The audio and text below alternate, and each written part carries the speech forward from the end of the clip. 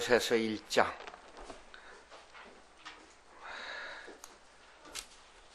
15절부터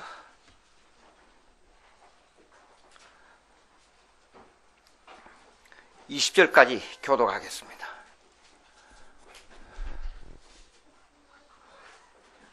15절부터 20절까지 교독하겠습니다. 15절 제가 읽습니다. 그는 보이지 아니하는 하나님의 형상이시요 모든 피조물보다 먼저 나신 이시니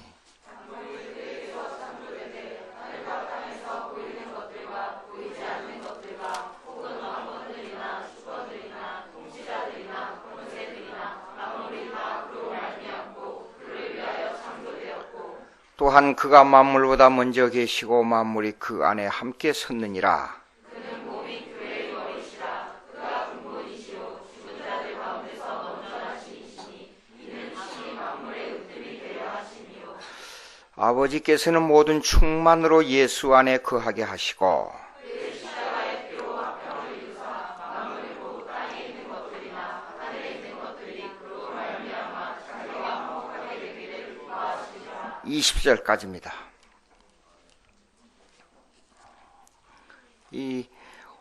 오늘 제목을 안 적어드렸지요. 만물의 으뜸. 제목이 만물의 으뜸입니다.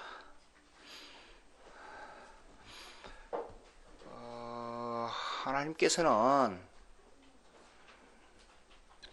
이 세상이 만들어지기 전에 계획이 있었어요. 계획. 여기에 만물 나오잖아요. 만물에 대한 하나님의 계획을 신적 작정이라 그래요. 영어로 decree. 신적 작정. 그 안이라 그러면 이게 그냥 생각하면 안 돼요. 그 중요한 것이라 그런 뜻이에요. 그 안에 예정이라는 게 있어요. 예정. predestination. 예정이 있었는데요. 이게 한국에 오니까 하나님의 작정, 하나님의 예정, 하나님의 뜻, 이런 섭리, 이런 것을 정확하게 구분을 못하고 있더라고요. 근데 신적 작정이라는 말하고 예정이라는 말은 비슷하게 들리지만 상당한 차이가 있어요. 신적 작정은 만물에 대한 계획을 하나님의 선포하는 걸 갖다가 신적 작정이라 그래요. 모든 만물에 되어질 일들을 창조로부터 종말에 이르기까지의 사건, 물질, 모든 것들을 신적 작정이라 그래요. 근데 그 안에 구원에 관한 계획이 있어요. 구원에 관한. 그걸 갖다가 예정이라 그래요. 구원에 관한 계획. 그러니까 구원에 관한 계획은 예수님, 그 다음에 예수 믿는 우리 믿어야 할 사람과 못 믿어야 할 사람, 우리 인간들, 그 다음에 천사들, 이런 그 구원에 관한 계획에 대하여 하나님이 미리 작정해 놓은 것을 갖다가 예정이라 그래요. 예정. 그런데 범위로 봐서는 만물에 대한 계획이 범위가 넓으니까 그것이 중심이냐, 역사의 중심이냐, 그게 아니에요. 하나님의 계획의 중심은 예정, 즉 구원에 관한 계획이 그 역사의 중심이에요. 예정이. 그러니까 사실 내가 예수를 믿는다 하는 것은 엄청난 하나님의 오래전부터 계획 속에 들어있어요. 간단한 일이 아니에요, 이거는. 예. 역사적으로 나 혼자 생각해 본 거예요. 나 혼자. 나를 태어나게 하기 위해서 예수와 안 믿는 우리 조상들이 수없이 낳았다 죽었다 해가지고 제가 20세기에 태어난 거예요. 그 많은 사람들이 희생돼서 나 하나를 낳았어요. 하나님의 계획 속에. 만약에 제가 어떤 예수 잘 믿는 목사 하나를 키워내기 위해서 이조 시대 때나 고려 시대 때 태어났다 죽었다 그러면 그건 희생 제물이에요. 근데 개인의 입장에서는 한번 깊이 생각해 봐요, 여러분들. 예? 예정론을 제가 교회에서 미국에서 설명을 하니까 예정론이 인간의 숙명론이라 그래요. 인간의 숙명론. 숙명론이 아닙니다. 숙명론은 그냥 죽은 물고기가 물에 휩쓸려서 그냥 떠내려가서 될 대로 되라 하는 것이 숙명론이에요. 예정론은 우리에게 가장 적합한 하나님의 계획이 있어요. 가장 적합한. 그리고 미리 아주 하나님의 지혜로 철저하게 결정을 해놓고 거기에서 우리에게 가장 중요한 요소들을 가지고 훈련해서 우리로 하여금 성장하게 하고 우리를 이렇게 되어가는 그런 그냥 우연한 사건으로 되는 게 아니에요. 그 계획은 목적이 있고 과정이 있고 계획이 있고 계획에 의해서 과정이 이루어지고 과정에 의해서 목적이 이루어지는 거예요. 예정이라는 것은. 그러니까 예정은 하나님의 은혜를 받는데 하나님으로부터 정말로 나는 부족한 죄인이요. 정말로 하나님의 은혜만이 나를 살릴 수 있고 은혜만이 나를 구원할 수 있다는 철저한 교리가 바로 예정론이에요. 예? 솔직히 말씀드려서 칼빈이 얘기한 예정론을 믿지 아니하면 예수 그냥 엉터리로 믿는 거예요. 내가 이 말을 하게 되면 안민주의자나 감리교나 성결교 사람들이 날 돌로 칠 거예요. 보나마나. 근데 성경을 보라고요. 읽어봅시다. 에베소서 1장 4절 한번 봅시다.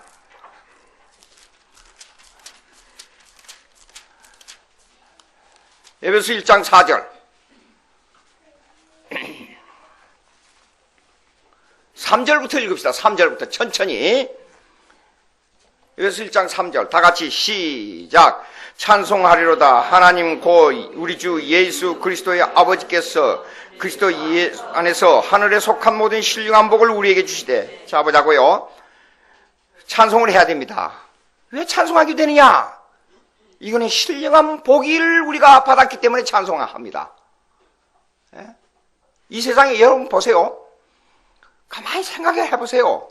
하늘나라에 가면 모든 것이 싹 없어져요. 남는 게 뭐예요? 하늘나라를 가기 위해서 내가 어떻게 주님에게 일했느냐, 그거만 남아요. 생각을 해봐요. 대통령? 여러분, 시간론 얘기하려면 또 하나님 앞에서는 시간이란 게 아무것도 아니에요. 우리는 시간으로 단위적으로 계산하지요. 하나님 앞에서는 그게 아닙니다. 자, 일단 그거는 그렇게 해놓고, 자, 그런데 아버지께 그리스도가 하늘에 속한 신령한 복을 우리에게 주기 위해서 그렇습니다. 신령한 복이 뭐냐? 하늘나라에 간, 이 세상은 너무 짧기 때문에 잠깐 동안, 사는 날 동안에 하늘나라 준비 기간이에요, 이거요. 이 세상에 사는 거. 다른 거 생각하면 안 돼요. 어떤 의미에서요? 그럼 일하지도 말고, 먹지도 말고, 아무것도 하지 말고, 그냥 내일 죽을지 모르니까 교회 와서 기도만 하다 죽자. 그게 아닙니다. 이게 왜 만물이 나왔느냐 하는 문제가 있나? 만물에 대한 우리의 사명을 또 알아야 돼요. 자, 그런데 창세 전에, 그거는 복 주신데 그 창세 전에 그랬어요. 창세 전에. 이 세상이 만들어지기 전에, 시간이 시작되기 전에 그리스도 안에서 우리를 택하사 우리로 사랑 안에서 그 앞에 거룩하고 흠이 그냥 우리를 선택했습니다. 예수 믿도록. 자, 보세요. 요거 저 설명하려면요 조금 그런데 예정론 그러면 이렇습니다. 일방예정이라는 것이 일방예정. 조금 어려운데 일방예정. 자, 칠판 있으면 더 좋습니다만은 설교를 하다 보니까 여기 이렇게 이 사람들이 요걸 사람으로 비유합시다. 이렇게요. 이게 또 뭐 중요한 것이 물에 빠졌는지 모르겠다. 항상 제가 한국에 와 살면서 항상 불안해요. 건물에 들어가도 불안하고 어디 가도 불안해요. 얘기하겠어요. 미국에서는 이렇게 하다가 벽이 갈라지잖아요. 그럼 당장 security 뭐예요? 그 안전검사하는데 불러가지고 이 건물이 금이 갔으니까 이거 조사 그러면 즉시 와서 전문가들이 와서 기계 갖다 조사합니다. 건물이 문제가 있는가. 근데 한번 지나다가 건물의 벽이 금이 같더라고요. 그래서 시큐리티 하는 앞에 지키는 사람 뭐라 그래요? 불러가지고 이 금이 갔는데 한번 조사해야 된다니까. 아이고, 그 양반이 저를 보고 그러더라고요. 아저씨, 그거 벌써 몇 년 전부터 그랬습니다. 그거 뭘 그렇게 걱정을 합니까? 그래요. 창문이 문이 안 닫혀가지고 창문이 삐그덕거리고 비틀어져요. 그러면 건물이 전체가 문제가 있을 때 창문이 이 삐뚤어짐으로 건물이 이렇게 휘어져서 그런 가능성이 있습니다. 그래서 그 얘기를 했더니, 이거 오래전부터 그렇습니다. 뭐 별걸 아무것도 아닌 걸 가지고 그렇게, 얼굴이 그렇게 심각하게 저를 부르십니까? 더 역정을 해요, 저한테요. 모든 것이 가까이 있어가지고, 이렇게 자, 이제 다른 데로 넘어갑시다. 이 사람들이 이렇게 있어요, 사람들이. 근데 이거 이제 30명, 40명, 50명, 100명, 1000명, 뭐 수십억이라고 가정하십시다. 그런데 요 사람이 김양주라는 사람이에요. 근데 예정론은 이 사람을 내가 예수 믿게 해야겠다. 이건 내버려뒀으니까 그냥 내버려뒀다. 그 예정론이에요? 아니에요. 예정론은 이랬습니다. 태어나기 전부터 이랬습니다. 요 사람들이 이렇게 많이 있어요. 많이 있는데 요 사람은 예수 믿기로 결정했고, 요 사람은 예수 안 믿기로 결정했고, 요 사람은 예수 믿기로 결정했고, 이 사람은 안 믿기로 결정했다. 요거 예정론이에요. 아까 먼저 말한 것을 갖다가요, 일방예정이라 그래요. 일방예정. 다 인류가 다 범죄했기 때문에 그건 망할 거니까 내버려 둬버리고, 그걸 육이라 그래. 육에 내버려 둬버리고, 이 사람은 예수 믿으니까 이 사람만 예수 믿도록 했다. 그건 일방 예정인데 우리 개혁파 신학에서 말한 예정론이 아니에요. 예?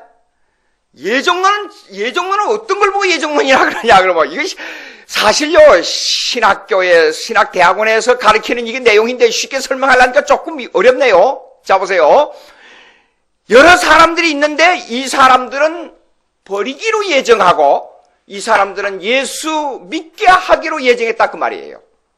그래서 이 사람은 태어나기 전에 그렇게 예정해놓고 태어나고 난 후에 모든 역사와 모든 시간과 되어지는 일과 부모와 주위 환경과 친구와 교회와 모든 걸 합해서 성령이 공작을 합니다. 이 사람에게 대해서. 성령이 어떤 공작이냐? 교회 가는 것까지, 마음에 생각하는 것까지, 내가 밥 먹고 입고 자고 누구를 만나는까지도 이 공작을 합니다. 그 주위의 모든 환경과 사람들을 통해서 공작을 해가지고 성령, 여러분 전혀 여러분들이 생각할 때는 내가 하는 일이죠, 전부. 그런데 지나놓고 보면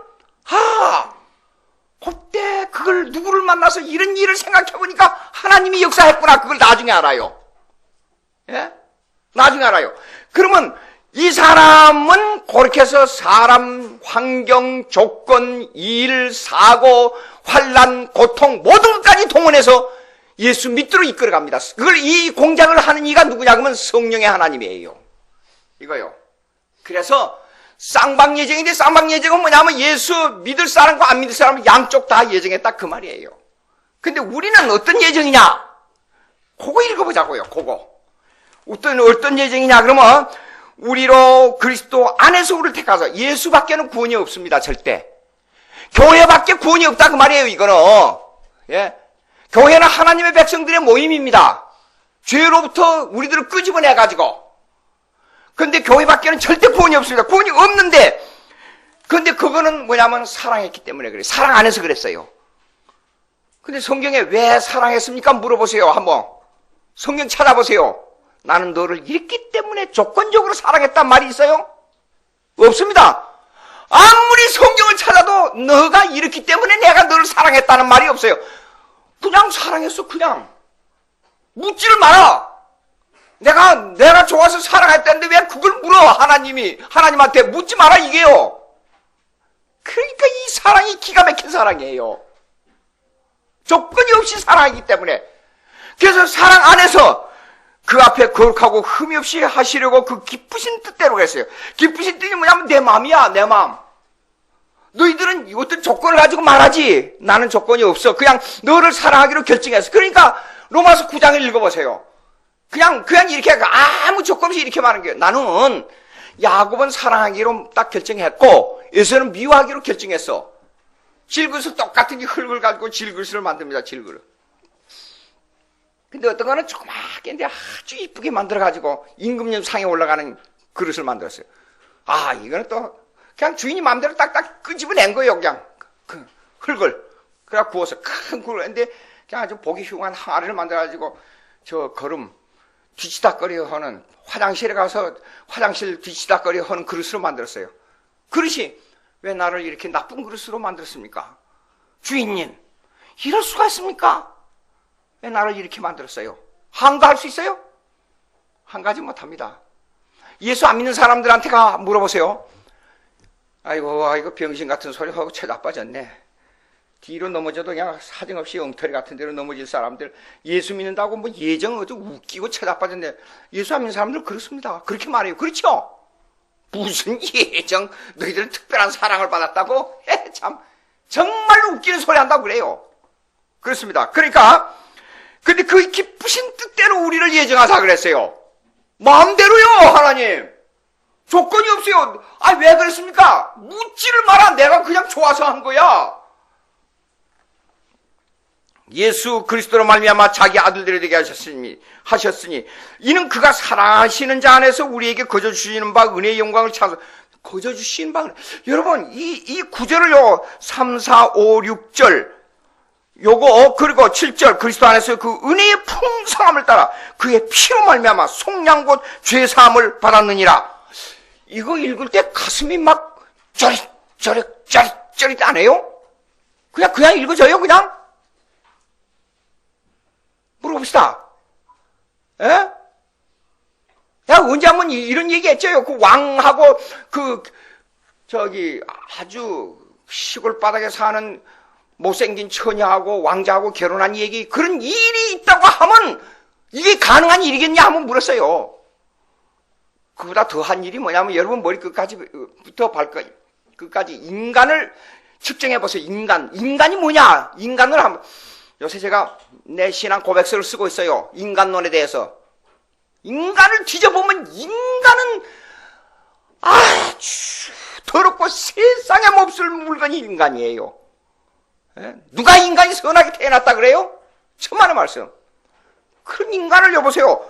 아무 조건 기쁘신 뜻대로 예정하사 은혜의 영광을 찬송하게 하려고 은혜의 풍성함을 따라 그 피로 속량 죄사함을 얻었느니라. 아, 이거요. 가슴이 피가 거꾸로 솟는 것 같지 않아요? 뭐라고요? 그런데 이 예정은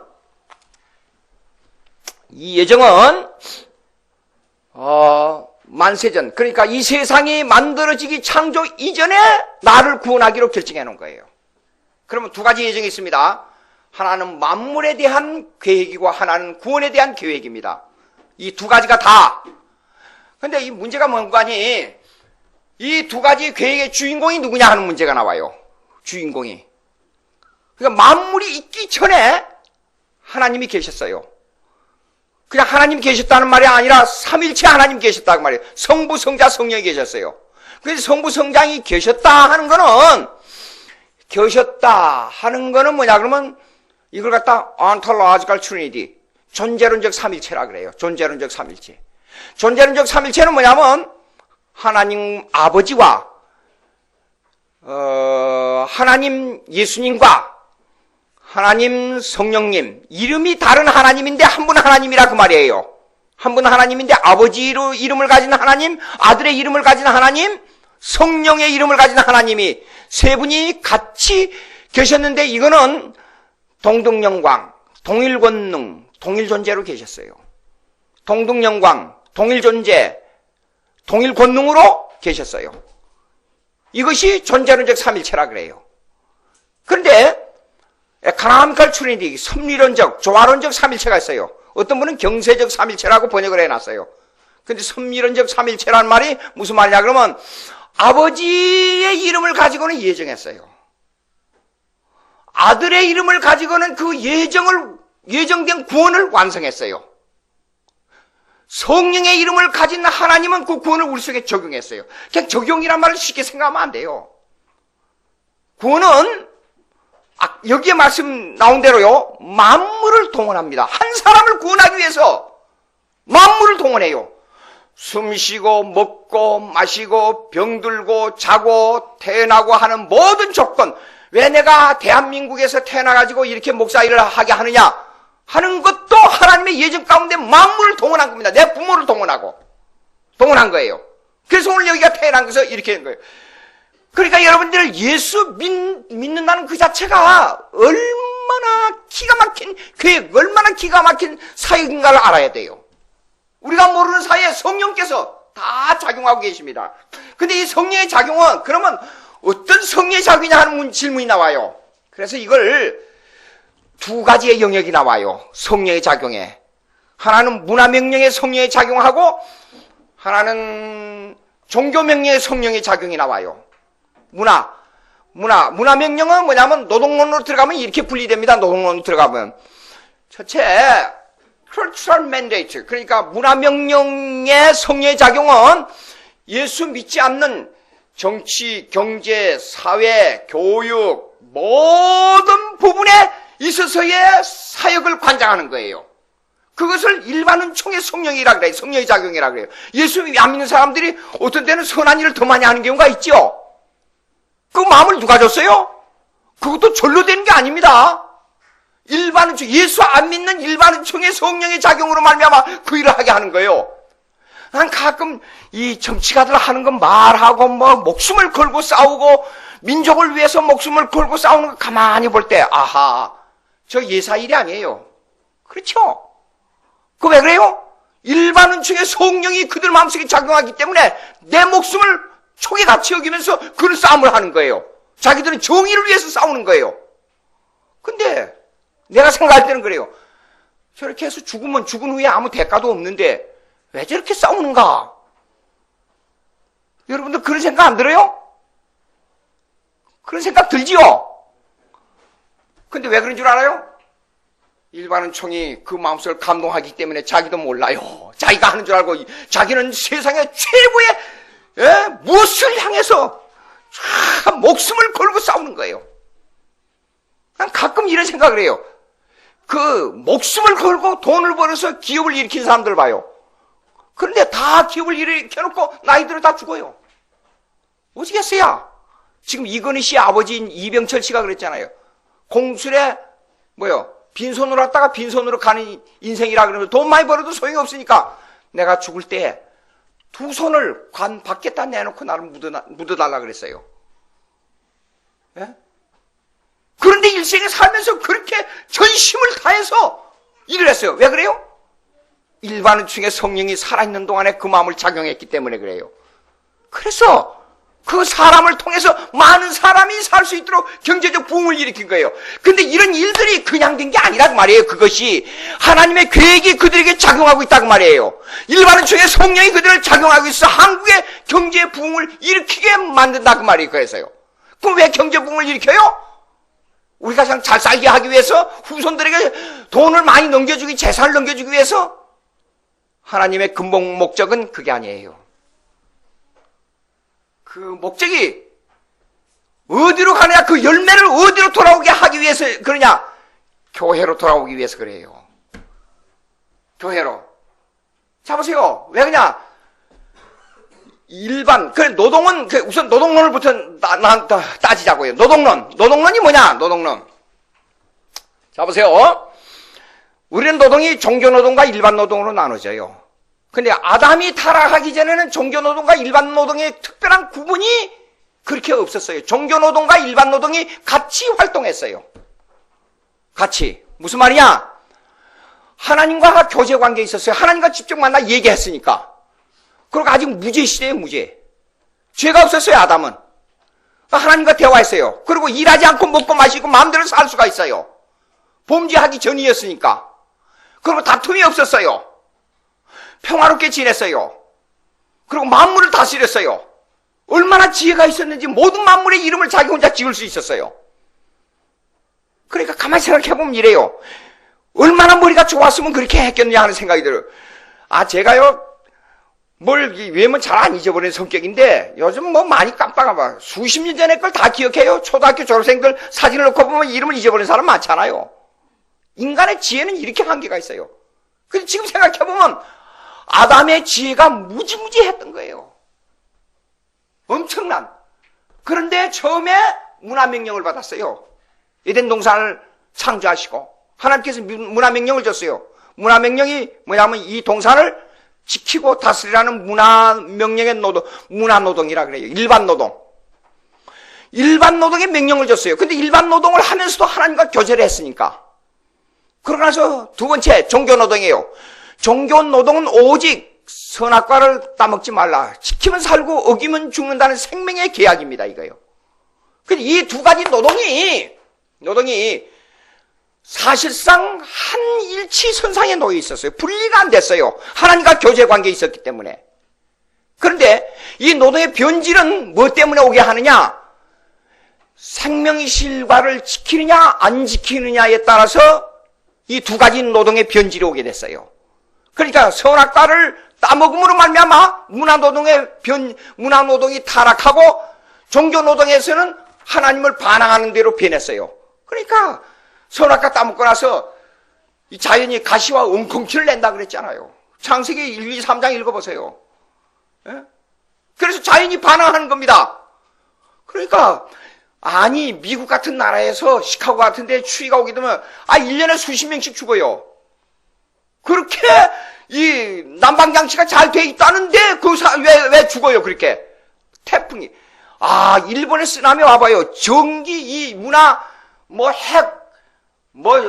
뭡니까, 이게 난방장치, 이것이 이길 수 있어요? 불가능합니다. 그러니까 자연이 인간을 반항해서 계속 괴롭히는 거예요. 수많은 사람들이 지금도 죽어가고 있잖아요. 정복을 못해요. 왜? 이 인간의 타락으로 말미암아 자연이 인간을 반항했기 때문에 그래요. 그래서 이 후에는 문화노동이 6일간의 노동으로 땀을 흘리고 그 노동 속에서 다툼이 생기고 노동 속에서 이익분배에 대한 이 다툼이 생겨가지고 사람이 사람을 죽이고 노동을 착취하고 이런 문제가 생기는 거예요. 타락으로 말미암아. 그 다음에 하나님과 단절되어 버렸어요. 교제가 단절되어 버렸어요. 교제관계, 하나님과의 교제관계 단절이라는 것은 아주 중요합니다. 여러분, 하나님과의 관계에 있어서는 구원이 뭐냐? 그러면 교제 회복이 구원이에요. 즉, 하나님과의 관계 회복입니다. 그 회복이 구원이에요. 그러니까, 맨 처음에 창세가 되기 전에는 하나님의 구원 계획은 구속언약이에요, 구속언약. 구속언약이 시간과 공간 속에 나타날 때는, 이 구속언약이 시간과 공간 속에 나타날 때는 행위언약이에요, 행위언약. 행위언약에서 타락했기 때문에, 타락은 뭐냐? 관계 단절이에요. 하나님과. 이웃과의 관계가 이 적대 관계로 변해버렸어요. 사람과 관계가. 그러니까, 여러분 솔직히 살면서 보자고. 여러분들은 성령 충만해서 거룩하고 또 거룩해서 절대로 남을 미워하는 일이 없을 줄로 믿습니다. 여러분 그래요? 솔직히 제가 하나님 앞에 제 마음을 완전히 털끝 하나도 없이 탁 벌려놓고 하나님을 향해 내가 내 양심을 한번 들여다보겠습니다. 들여다보니까 미안하지만 사랑하는 것보다도 미워하는 게 훨씬 더 많아요. 사람을. 여러분들은 안 그럴 거예요. 그런데 왜 이런 현상이 벌어졌느냐? 하나님과 관계가 단절돼서 그래요. 그러면 예수 믿는 사람은 하나님과 관계가 회복되면 이웃과 관계가 회복되어 가는 과정에 있어야 돼요. 사랑하는 관계로 변해져 가야 돼요. 예. 관계가 단절됐단 말이에요. 관계가 단절되다 보니까 문제가 뭐냐? 자연과의 관계도 문제가 생긴 거예요. 문화명령 속에. 문화명령과의 관계의 단절이 뭐냐? 자연과 인간 관계가 하나님, 맨 처음에 창조된 상태에서는 인간이 하나님과 만물 사이에 중보자 역할을 했어요. 하나님과 만물 사이에. 그러니까 하나님의 명령을 받아서 하나님의 명령대로 자연을 다스리고 자연을 명령하고 이름 짓고 자연을 그렇게 이 동산을 지키고 다스리라고 말이에요. 지키고 다스리는 사명을 하나님이 직접 할 것을 인간이 대리서 받아서 했다고 말이에요. 이것이 깨져버린 거예요. 문화명령에. 두 가지요.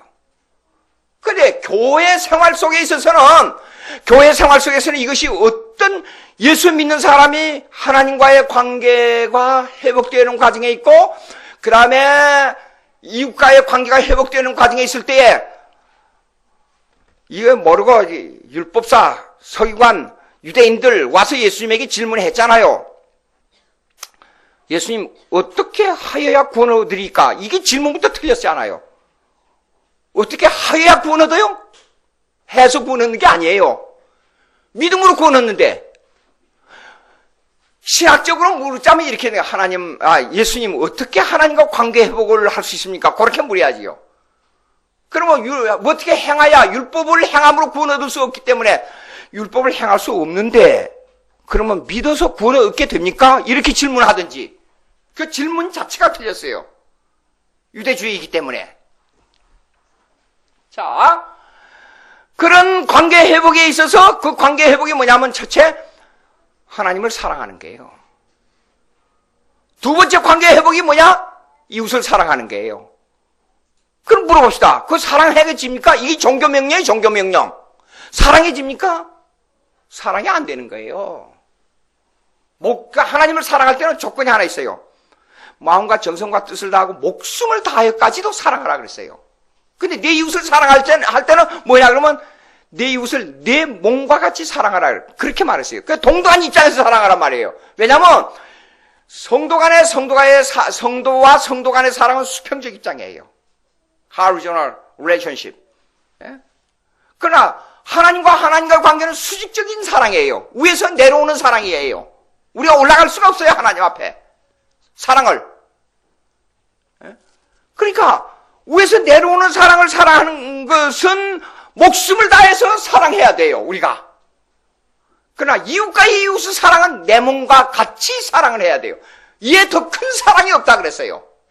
사랑이 없다 그랬어요. 나중에 이제 율법 문제가 나올 때 이걸 이 마태복음 5장하고 여기 골로새서 2장하고 구체적으로 제가 설명할 때가 올 겁니다. 그 정도로 넘어가고, 그러면 이제 두 가지 아까 얘기했죠. 문화명령과 종교명령이에요. 타락한 후에는 종교명령은 하루를 줬어요. 하루를. 안식일 개념을 우리에게 허락해 줬다 그 말이에요. 그 다음에 문화명령은 6일을 줬어요. 우리에게 6일. 그래서 종교명령과 문화명령을 번갈아 가면서 여기에 맞도록 살아라. 이게 명령이에요. 하나님의 명령이에요. 이전에는, 타락하기 전에는 이게 사실상 같은 위치에서 같은 역할로 같이 교제 관계에서 흘러갔습니다. 분리가 거의 불가능했어요. 그러나 타락한 후에는 타락한 인간이기 때문에 이걸 반드시 분리해야 돼요. 생활 자체가 분리돼야 됩니다. 6일과 하루 6대 1의 비율로. 왜 주일 잘 지키는 게 중요하냐? 이런 게 있어요. 영국에서 르네상스 운동이 일어나서 일이 자꾸만 빌렸어요. 일거리가 많아지고. 그래서 한때 하는 수 없이 열흘 아홉이라고 그 하루 쉬는 열흘 제도를 바꿨어요. 그래서 9일이라고 하루 쉬는 제도로. 근데 생산과가 더 떨어졌어요. 인간은 태어날 때, 창조 때 7을 번갈아 가면서 살도록 그렇게 돼 있어요. 교인들 생활 속에서 내가 이런 얘기를 하게 되면 한국교회에서 또 돌팔 맞을 수 있는 가능성이 조금 있다는 생각을 해요. 한국교회가 안식일 개념, 주일 지키는 개념과 문화노동과 종교노동에 있어서 언밸런스를 많이 가르쳐 왔어요. 그래서 옛날에 이런 게 있었습니다. 제가 신학생 때도 그런데 주일날 열심히 교회에서 밤늦게까지 하고, 옛날에는 저녁 예배를 전부 7시, 8시에 옛날에 예배했었습니다. 밤늦게 일하고 뒤치다가려 하게 되면 늦게 저녁에 들어와요. 그럼 피곤해서 월요일날 새벽에 깜빡 잠을 못 자고 새벽에 일어나지를 못한 때가 있어요. 근데 그 목사님이 뭐냐면 새벽 기도 안 나오는 건 마귀 새끼라고 딱 그래버려요. 여러분 그 말이 맞겠다고 생각해 보세요? 생각해 보셨어요? 생각해 봐요. 그러니까 사실상 안식일을, 주일을 잘 지키기 위해서 6일 동안 열심히 일한 게, 사계명 보세요. 열심히 일한 게 그 조건이에요. 열심히. 일하고 안식일날, 주일날 철저하게 와서 교회 생활을 아주 경건하게 해야 됩니다. 안식일날 하나님과 그 교제 속으로 깊이 들어가야 돼요.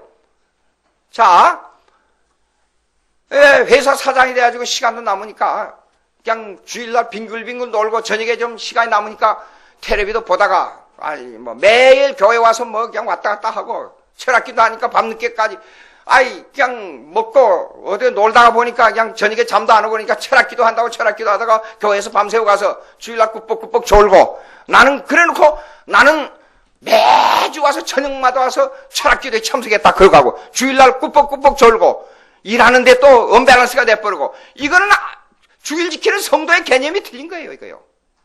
예? 틀린 거예요. 그러니까 우리가 신앙생활이 매일 하나님의 교제 속으로 나가야 됩니다. 매일 하나님과 교제 속으로 나가는데 그 힘이 어디서부터 발생돼야 되느냐? 주일날 영적 교제를 깊이 하는 데서부터 발생돼서 일주일 동안 생활을 해야 되는 거예요. 예. 일반 문화 명령 속에서 일하면서. 그러니까 일반 노동, 문화 노동이 뭐냐 하는 문제가, 문화 노동이 뭐냐 하는 문제를 우리가 주일날 안식일의 개념, 주일날 쉬는 영적 교제의 개념이 문화 노동 속으로 이어져야 되는 거예요. 가정과 일터로 이어져야 되는 거예요. 두알리즘이라는 두알리즘. 한국교회 옛날에 두알리즘을 많이 가르쳐서 이원론적 기독교인을 많이 만들었습니다. 세상에 기도할 때도 이 악한 세상에 살다가 하나님의 존전에 와서 이렇게 평안을 누리고 안식을 누리니 감사합니다. 제가요, 이 옷이 예수 안 믿는 사람이 만든 확률이 많아요? 예수 믿는 사람이 만든 확률이 많아요? 예수 안 믿는 사람이 많으니까 예수 안 믿는 사람이 만든 확률이 많아요? 그렇지 않아요? 근데 왜 옷을 입고 다녀? 혹시 이거 예수 안 믿는 사람이 만들었으니까 이 마귀 집단들이 만든 거 필요 없다. 안 입고 다녀야 되잖아요. 만약 그걸 알았다 그러면, 예? 농사 짓는 것도 밥 먹는 거, 입는 거, 물 마시는 거. 내가 김준곤 목사님이 지은 세상 떠났습니다마는 그분이 참 은혜스럽게 문학적으로 참 그 언어를 잘 구사해서 쓰는 거예요. 지나다가 주의 이름으로 냉수 한 그릇 얻어먹는 것이 하늘의 천사들이 동원돼서 기뻐할 일이라 그랬어요.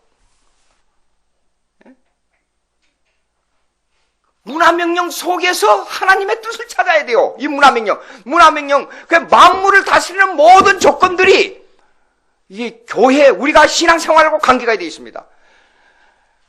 어떤 사람은 이래요. 참 그런 거 보면요. 감기가 돼서 감기가 들어갔으니까 감기가 잘 낫질 않아요. 그러니까 아이고 병원에 가서 좀 보라 그러니까 하나님이 다 낫게 해주는데 병원에 갈 필요 뭐 있느냐고. 그 의사를 탄생시켜서 의사에게 직업을 주신 것도 하나님이에요. 안 그래요? 그럼 일반은 총에 하나님을 문화명령 속에서 역사하시는 성령이 역사하시는 그것을 인간이 거절하게 되면 자, 문화명령의 사역과 종교명령의 사역이 양사다리처럼 똑같이 이렇게 팽팽하게 서로 균형을 이루고 살아야 돼요. 약도 우리가 하나님 주신 거니까 먹을 때 먹어야 되고. 여러분 술 먹어야 돼요? 안 먹어야 돼요?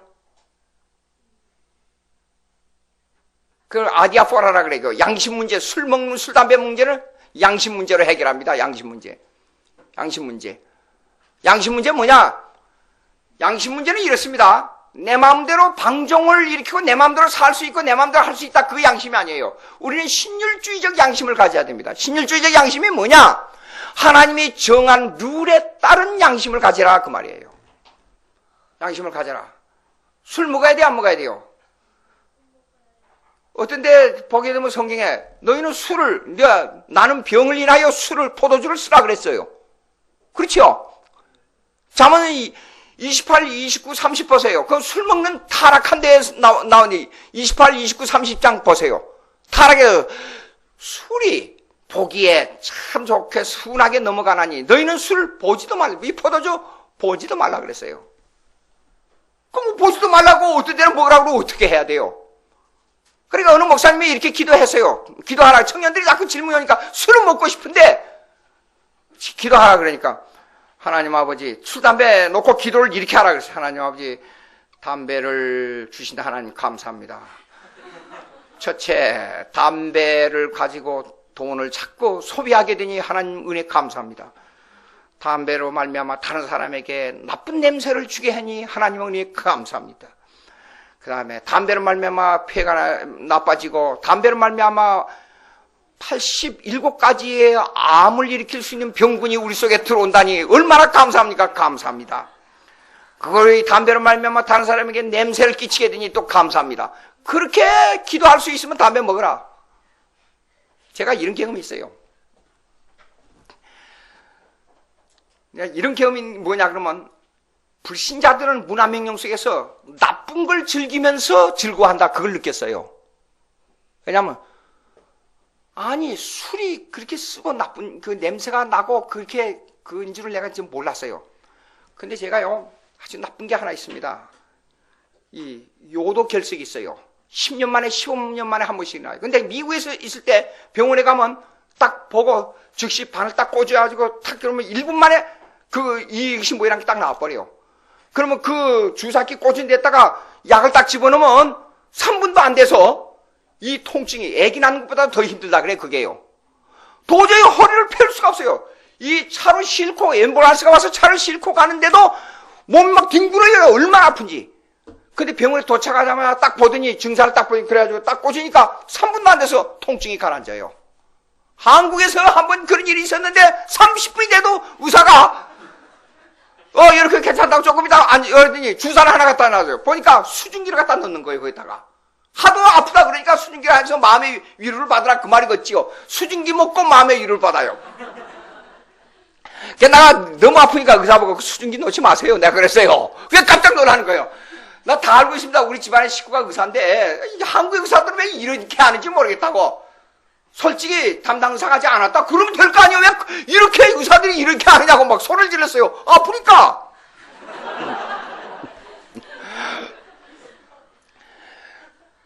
그런데 미국에서 이제 그러고 난 다음에 이게 조금 아주 얇은 망을 줘요. 망을 주면서 이거 돌이 깨져가지고 내일 아침이면 이것이 깨져가지고 소변에 나올 테니까 이거 망에다가 돌 깨진 걸 모아가지고 내일 모레 가져오세요. 근데 오늘 저녁에 가서 꼭 할 일이 있습니다. 그래서 맥주를 먹으라는 거예요. 그래서 내가 술을 안 먹는 사람이라고 그랬더니 당신 직업이 목사인 줄 알고 있습니다. 우리가 다 이게 받아서 기록을 알고 있습니다. 근데 맥주를 2캔을 사가지고 1시간에 어떻게 먹고 이거 어떻게 방법까지 가르쳐 주는 거예요. 이걸 먹어야 되나 말아야 되나 별 생각이 다 나는 거예요. 근데 성경에 뭐요? 아픈 데에 의해서 술을 조금씩 쓰라 그랬잖아요. 아이고 가지고 와서 맥주를 가지고 입을 대니까요. 아니 여러분 맥주가 맛있어요? 세상에 그렇게 쓴 건 내가 음식을 먹다가 쓴바기 먹는 거는 저리 가라요. 아무것도 아니요. 그걸 무슨 맛으로 사람들이 먹고 하면서 즐겨하는지 이유를 모르겠어요. 이유를. 억지로 쓴 걸 먹는 게 보니까 소변이 줄줄줄 나면서 새카만 돌이 터져 나오는 거예요. 자, 약이니까 어쩔 수 없이 먹었습니다. 근데 내가 생각하는 거 하나 얻었어요. 틀림없이 맥주뿐 아니라 다른 술도 우리가 먹듯이 달콤하지 않을 거란 말이에요. 그래서 술 먹는 사람들이 한 잔씩 먹고 얼굴을 찌푸리면서 캬 하는 그 내용을 알 수가 있어요. 예? 그렇게 인상을 찌푸리면서 그 쓰고 맛 없는 것을 왜 그렇게 먹고 좋다고 하는지 이유를 모르겠어요. 그 왜 그래요? 성령이 역사하지 않기 때문에 문화명령 속에 성령, 일반 은총의 성령이 그들의 마음을 나쁘게 만들어서 그걸 즐기려 하는 거예요. 그걸. 그런데도 때로는 우리에게 술이 필요할 때가 있어요. 약으로 쓸 때나 요즘은 담배 속에서 무슨 아주 나쁜 병 질환을 없애는 뭐라고 그러죠? 그것이 발견됐다 그러지 않아요? 그러니까 담배도 이제는 우리 몸속에 억지로 먹어서 그렇게 폭풍을 내는 그런 것으로 필요한 게 아니라 선하게 쓰는 데 필요하단 말이에요. 모든 만물이 박테리아도 나쁜 병도 하나님의 뜻 가운데 이것이 작용되고 있어요, 이거요. 자, 읽어봅시다. 16절 한번 읽어봅니다. 다 같이 읽어봅니다. 만물이 시작. 만물이 그에게서 창조되되 하늘과 땅에서 보이는 것들과 보이지 않는 것들과 혹은 왕권들이나 주권들이나 통치자들이나 권세들이나 만물이 다 그로 말미암고 그를 위하여 창조되었고 또한 그가 만물보다 먼저 계시고 만물이 그 안에 함께 섰느니라. 모든 우리가 보기에는 불합리하게 보여요. 근데 여기서 중요한 게 있어요. 일반은 정론에 있어서 교회와 국가론입니다. 여기 주권자들 나오지요? 통치자들 나오지요? 권세들이나 나오지요? 여기에서 교회와 국가론을 어떻게 다루냐 하는 문제가 나와요. 교회와 국가는 필수적으로 교회의 역사를 보면 이렇습니다. 구약에는 테오크라시, 신정정치로 이루어졌어요. 하나님의 주권국가, 하나님의 교회인데 국가로 정치를 해왔어요. 그러나 신약시대에 넘어와서는 교회냐 국가의 싸움이 엄청난 오랜 동안 싸움이 됐어요. 그래서 16세기 종교개혁 후에는 교회와 일반 국가는 하나의 통치체제에서 벗어나서 두 개로 나눠졌어요. 교회 제도 따로, 국가 제도 따로. 여러분, 종교개혁 이전의 사건들, 지금도 영국에 가면 아직도 스칼랜드 쪽에서 보면 교회 정치제도와 국가 정치제도에 혼돈하는 사건들이 나옵니다. 19세기까지도 그 싸움이 벌어졌어요. 왜 근래까지도 싸움이 벌어진 게 뭐냐면 얼마 전에 혹시 여러분은 뉴스에서 봤는지 몰라요. 스칼랜드가 영국에서 독립해서 따로 국가를 형성하자 투표한 사건이 있었지요. 그 사건은 뭐에 배후를 깔고 있느냐? 정치와 교회로부터 어떻게 분리해야 되느냐, 합해야 되느냐, 신전 정치를 해야 되느냐 하는 문제 때문에 그런 일이 생긴 거예요. 19세기 영국의 교회사를 읽어보니까 교회에서 다루는 정치 제도와 그 다음에 국가에서 다루는 교회 정치 제도와 심각한 싸움이 19세기까지 엄청 싸움을 하고 있었어요. 근데 미국에는 교회 정치 제도와 국가의 정치 제도가 완전히 분리됐어요. 근데 4세기까지는 국가가 교회를 핍박하고 성도들을 죽이는데 아주 중요한 역할을 했어요. 300년 동안, 쉽게 말하면 300년 이상. 그런데 중세를 넘어와서는 사실상 교회 정치제도가 국가의 제왕들을 다스렸어요. 1700년 동안 로마 캐톨릭이. 그러니까 로마 캐톨릭은 교회 정치제도의 우선권을 주장해요.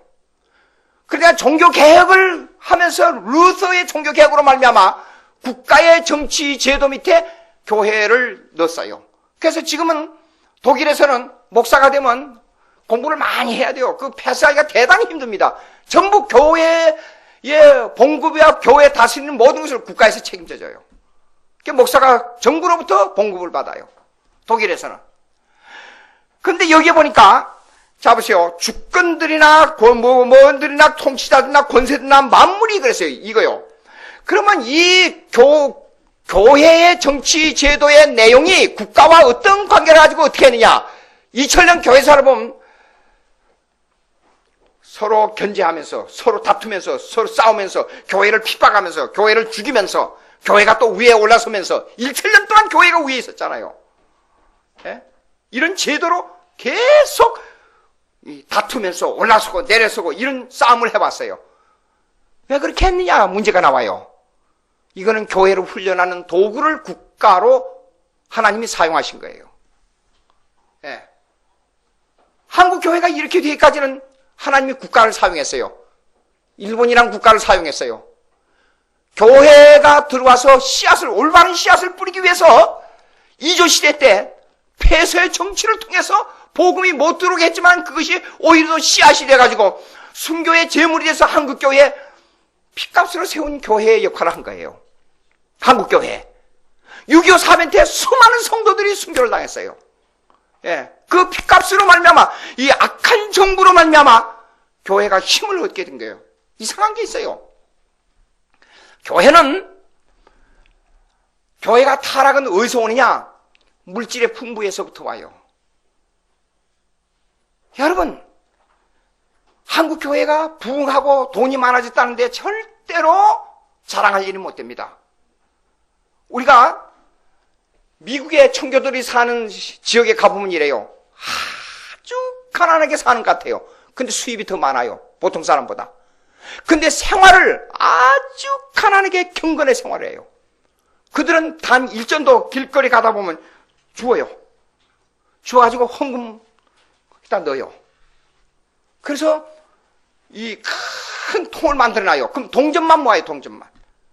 동전만 모아도 1년 지나면 수천 불, 수만 불이 생겨요. 모든 동전이 생기자마자 거기다 집어넣어요. 그걸 가지고 아프리카의 가난한 사람들 도와줘요. 워스민스터 교수들하고 식사를 하니까, 식사를 할 때 어디로 가요? 자꾸만 따라갔어요. 따라가는데, 여기 그 스칼랜드 그 청교도들을 정신을 가진 사람들이 많습니다. 그 교수들이요. 그 교수들은 미국 전역에서 세계적으로 성경의 doctrinal position, 그러니까 성경 교리를 가지고 있는 신학대학원으로서 세계 1위. 어쩌다가 5년 만에 10년 만에 한 번씩 2위를 해요. 그렇게 철저한 성경 교리를 가르치는 그런 신학대학원이에요. 그런데도 저는 점심 식사하자고 가게 되면 이쪽이요, 잭킨더 박사가 있고 이쪽에 맥다널이 있어요. 그러면 맥다널이 10전이 싸고 이쪽에 잭킨더 박사가 10전이 비싸면 가다가 다시 돌아와서 이쪽 10전 싼 데로 가요. 구두 밑창이 떨어지면 위에 가죽이 다 닳아질 때까지 밑창을 또 갈고 그래요. 예. 그렇게 생활해. 그럼 그 전략해가지고 어디로 보내느냐? 선교하는데 가난한 나라로 보내요. 우리가 미국이니까 저는 미국에 들어갈 때 처음에 75년대에 들어갔어요. 여기 있는 분들이 상당수가 태어나기 전입니다, 보니까.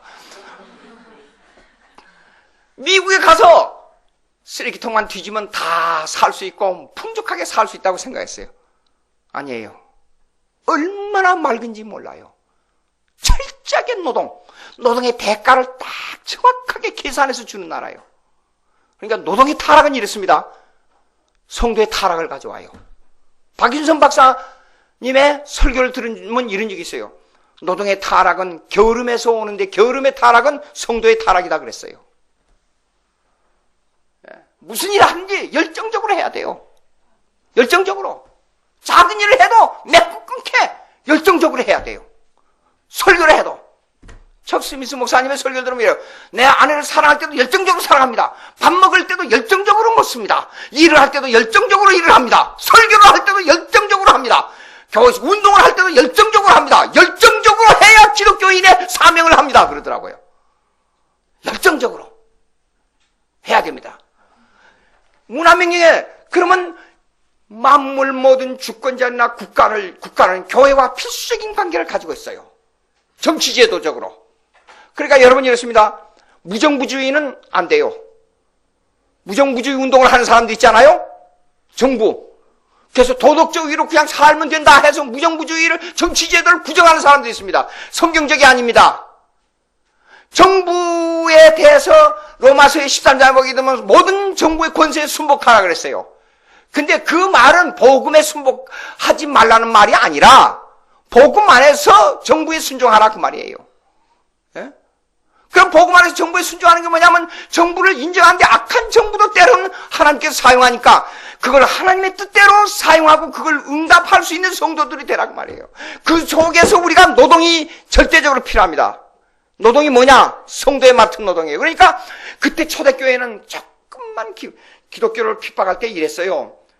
이 야만인 족속 종교들, 사람의 피와 살을 뜯어먹는 종교들, 예수님의 포도주, 예수님의 살 그거 먹으니까 이런 사람의 살을 뜯어먹는 종교라. 그래서 사람을 죽였잖아요. 기독교인들을 뒤집어 씌워가지고 불이 나도 기독교인들, 난리가 나도 기독교인들, 홍수가 나도 기독교인들 전부 핑계를 내서 죽였어요. 저것들이 우리 태양신을 섬기는 거 반대하는 신을 섬기기 때문에 태양이 화가 나서 홍수가 난 거라고 그렇게 뒤집어 씌워가지고 기독교인들을 핍박했습니다. 초대교회 때 300년 동안이나. 그러니까 정부에 대해서 기독교 교회의 정치와 정부의 정치가 어떻게 다스리는 것을 지혜롭게 생각할 수 있는 사람이 돼야 돼요. 여기 보세요. 통치자나 주권들이나 권세나 다 만물이 그로 말미암고 그를 위하여 창조되었다 그랬어요. 위하여. 이 모든 것들이 우리가 보기에는 불합리하게 보이지요. 우리가 보기에는 아무것도 아닌 것 같이 보이죠. 우리가 보기에는 악한 것 같이 보이죠. 근데 하나님을 위해서 필요 악으로 쓰이는 악이 있다 그 말이에요. 이걸 관념적으로 볼 것이 아니라 지혜 있는 성도는 하나님의 섭리적인 방법으로 아주 영적인 눈을 가지고 꿰뚫어 볼 수 있는 지혜가 있어야 돼요. 예? 지혜가 있어야 돼요. 막 욕설을 하고 막 하고 그게 되는 게 아니에요. 지혜란 것은 중요합니다. 여러분들 신앙생활 속에서 먹고 마시고 걸어가고 생각하고 보고 느끼고 자기 전에 물 한 모금 먹는 것, 이것이 하나님의 아주 깊은 뜻과 관계를 가지고 있습니다. 아주 작은 것 같지만은 왜 이런 일이 생겼는가? 자, 고린도전서 한번 봅시다. 고린도전서 10장 31절.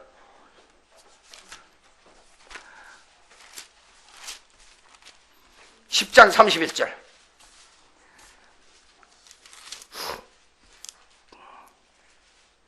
다 같이 읽어봅시다.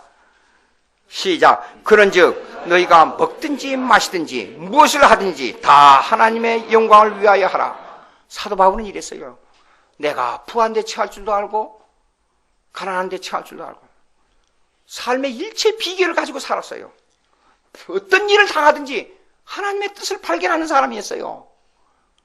무슨 고난과 무슨 어려움과 무슨 즐거움을 당하여 무슨 일을 당하든지 간에 하나님의 섭리를 아는, 하나님의 섭리를 깨닫는 사람이었어요. 깊이 생각하시기 바랍니다. 기도하십시다. 하나님 아버지 감사합니다. 오늘 또 저희들에게 만물이 그로 말미암아 창조되고 그를 위하여 창조되었다고 하는 하나님의 영광을 위해서 우리가 살아야 될 여러 가지 생각했습니다. 주님 도와주시옵소서. 성령 충만케 해주시옵소서. 저희들이 심령을 하나님과 주님의 사랑으로 묶어주시옵시기를 바라옵고 원하옵나이다. 하나님, 우리가 하나님을 위해 사는데 때로는 낙심되고 때로는 우리가 절망하고 때로는 우리가 원망하고 시비할 우리의 마음이 자꾸만 불같이 일어날 때가 있습니다. 이거는 마귀가 주는 역사입니다. 주님 도와주시옵시고 성령의 충만함으로 말미암아 어떤 일을 당하든지 잘 때도 주님의 은혜요, 못 때도 주님의 은혜요, 잘 때도 주님께 영광이요, 먹든지 마시든지 어떻게 살든지 간에 주님의 영광을 위해서 사는 저희들의 심령이 될 수 있도록 주님 함께 해 주시옵소서. 예수님의 이름으로 기도하옵나이다. 아멘.